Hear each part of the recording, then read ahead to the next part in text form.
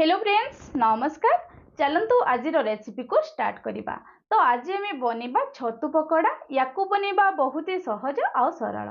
तो घरे थिबा कम सामग्री रे याकू आम बनेबा। प्रथमे आम जानिबा छतु पकोड़ा पे हमको कौन कौन सब सामग्री दरकार। तो चलतु देखिनेबा। छतु पकोड़ा करने ये मुझे फ्रेश 200 ग्राम छतु। आपण क्वांटिटी अनुसार छतुर परिमाण कम बेसी करें। जी पकोड़ा बनवा चाहती से ही नेबे। तो ये 200 ग्राम छतु नहीं एबे आमे याकू भल भाव फ्रेश कर धोई नेबा। छतु को धोइबापई ये 2 ରୁ 3 चामच अटा नहीं जाउची।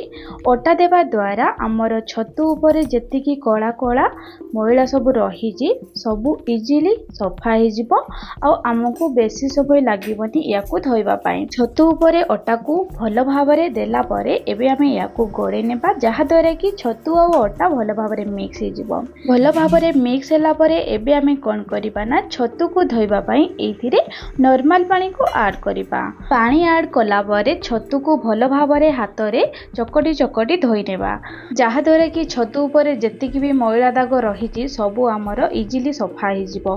तो देखंतु एठी मु पूरापूरी भल भाव छतु को धोई नहीं एबे आमे पुणी थरे सफा पानी रे याकू काढ़ी धोई नेबा। तो देखंतु एठी मु सबु छतु को पुणी थरे फ्रेश पानी रे धोई नहीं आउ छतु उपरे जेतिकी कला कला मैला थिला सबु सफा हो जाइछि। केवल छतु को मु 2 थर ही धोईछि सेतिकी रे ही आमर छतु पूरापूरी भल भाव फ्रेश हो जाइछि।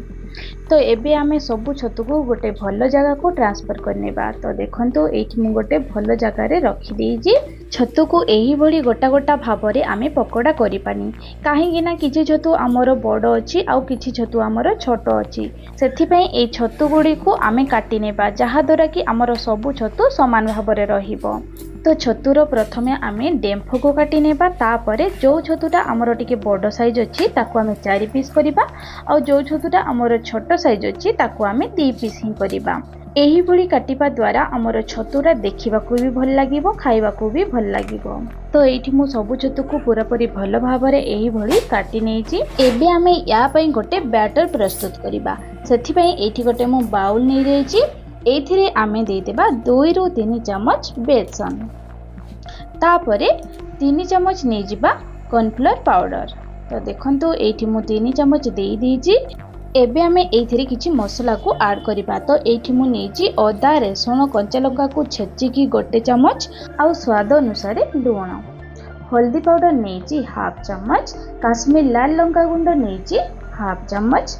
जीरा पाउडर नेछि हाफ चामच। धनिया पाउडर नेछि हाफ चामच। एतिकी जिंस को एबे आमे भलो भाव रे मिक्स करनेबा।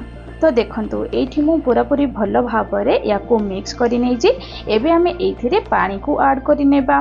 तो बैटर प्रस्तुत करिबा पई एठी मु नेछि नॉर्मल पानी।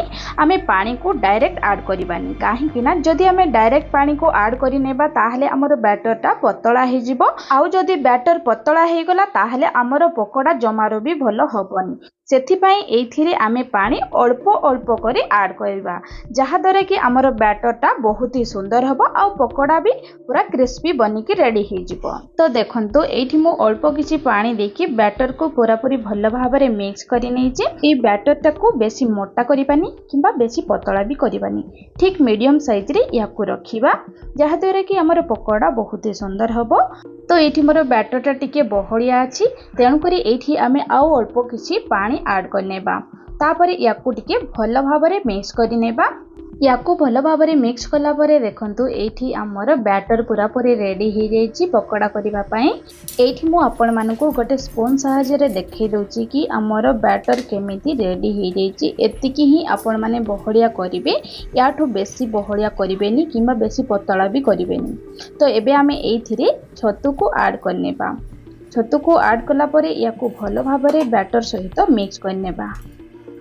तो ये मु पूरापूरी भल भाव याकू मिक्स करी नेछि। छतु को बेसी समय आमे बैटर सहित मिक्स करी रखिबानी काहेकि ना जेतेबेले आमे बैटर प्रस्तुत कले सेतेबेले आमे एथिरे लूण दे देथिले। तो बेसी समय जदि आमे छतु को एही भली रखि देबा ताहले हमर छतुरु पानी बाहरिबा स्टार्ट हे जिवो आ बैटरटा पतला हे जिवो। सेति पे आमे फटाफट याकू फ्राई करी नेबा।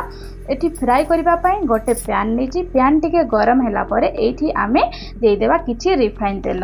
तो एठी हमर तेल गरम हैला कि नहीं प्रथमे आमे याकू चेक करनेबा। तो देखंतु एठी हमर तेल गरम हो जाईची। एबे आमे एथिरे पकोड़ा को गोटी गोटी करी फ्राई करनेबा। तो ये मु पैन रे गोटी गोटी करी पकोड़ा को दे देइची। एबे आमे कोन करबा ना गैस रो फ्लेम को हाई टू मीडियम रे रखिकी याकू 6 ରୁ 7 मिनिट पर्यंत कुक करि नेबा, जहा द्वारा कि पकोड़ार ऊपरटा क्रिस्पी रहिबो आ भीतरटा पूरा भलो भाबरे सिझी जिवो। आ जदि आमे याकू हाई फ्लेम रे कुक करिबा ताहले हमर ऊपरटा क्रिस्पी हि जिवो किंतु भीतरटा सिझी नथिबो, कंचालिया रहि जिवो। सेथि पई याकू आमे हाई फ्लेम रे भी कुक करिबानी किंबा लो फ्लेम रे भी कुक करिबानी, याकू आमे मीडियम फ्लेम रे ही कुक करिबा। एहीपरी भावरे याकू आमे एपट सेपट करी भलो भावरे भाजी नेबा। तो एठी हमर 6 ରୁ 7 मिनिट हे जाईची। पकोड़ा मध्य भलो भावरे सिझी जाईची आ ऊपर देखिले भी पूरा कलर बहुत सुंदर देखा जाउची आ क्रिस्पी मध्य हे जाईची। एबे आमे कोन करिबा ना एई सब पकोड़ा को गोटे भलो जगह को काढी नेबा। एही भली जाली सहायता रे प्रथमे आमे पकोड़ा को काढी नेबा, जहा द्वारा कि हमर पकोड़ा रे जेतिकी भी तेल रहुची सेतिकी हमर पूरा निचड़ी की बाहर जीवो। तो देखंतु एठी मु गोटे भलो जगह को याकू काढी नेची। भलो भाबरे पकोड़ा को काढी सारिला परे पुणी थरे ए पैन रे बाकी जेतिकी हमर पकोड़ा रहिची ताकू मध्य एथिरे फ्राई करनेबा। आगरू आमे जेतिकी समय पकोड़ा को फ्राई करिथिले याकू मध्य सेतिकी समय ही फ्राई करिबा। तो याकू आमे एपट सेपट करी 6 ରୁ 7 मिनिट जाय भलो भाबरे फ्राई करिनेबा। तो ये हमर 6 ରୁ 7 मिनिट जाए हो जाइए आ पकोड़ा मध्य भलो फ्राई हो जाइए। ऊपर जाक पूरा क्रिस्पी देखा जाउची आ भीतरटा भी भलो भाव रे सिझी जाइए। एबे आमे याकू काढी नेबा। तो देखंतु एठी मु सब पकोड़ा को भलो भाव रे काढी नेची। आउ एबे आमे देखिबा हमर पकोड़ा भलो भाव रे सिझिची कि नाही। याकू आमे पूरा मिडिल रु कटिंग करनेबा।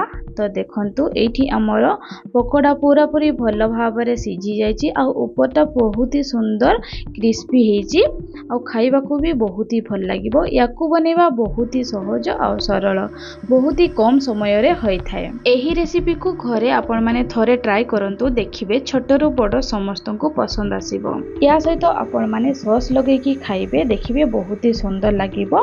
टमाटो केचप हो किंबा चिली सॉस हो जो थिरे खाइले भी बहुत ही भल लागिबो। आपण मानकू ए छत्तू पकोड़ार रेसिपी टी केमिति लागिला कमेंट करी निहाती कहिबे। वीडियो जदि पसंद आसे लाइक शेयर सब्सक्राइब कर देबे। पाखरे थिबा बेल आइकन को क्लिक कर देबे, जहा द्वारा कि मोर नवा वीडियो अपलोड हेले आपण माने तार नोटिफिकेशन खूब शीघ्र पाई परिबे।